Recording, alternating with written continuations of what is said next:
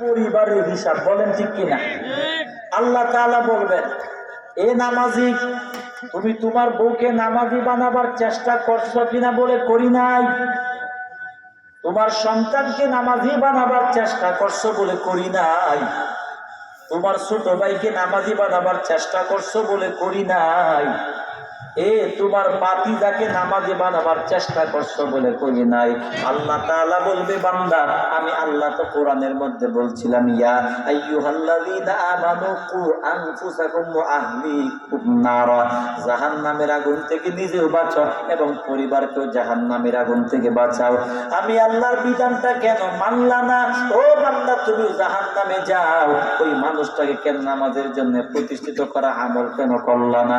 তাহলে আজ থেকে মনে রাখবেন, আমি একা নামাজ পড়লে নামাজ হবে না। আমি আমার অধীনস্থ মানুষদের মরণ পর্যন্ত নামাজি বানাবার চেষ্টা আমাকে করা লাগবে। চেষ্টা করার দায়িত্ব হলো আমার। আমি চেষ্টা করার পরেও যদি তারা নামাজি না হয়, তাহলে কিয়ামতের মাঠে আমার আল্লাহ তাআলা আমাকে ধরবে না। কিন্তু আমার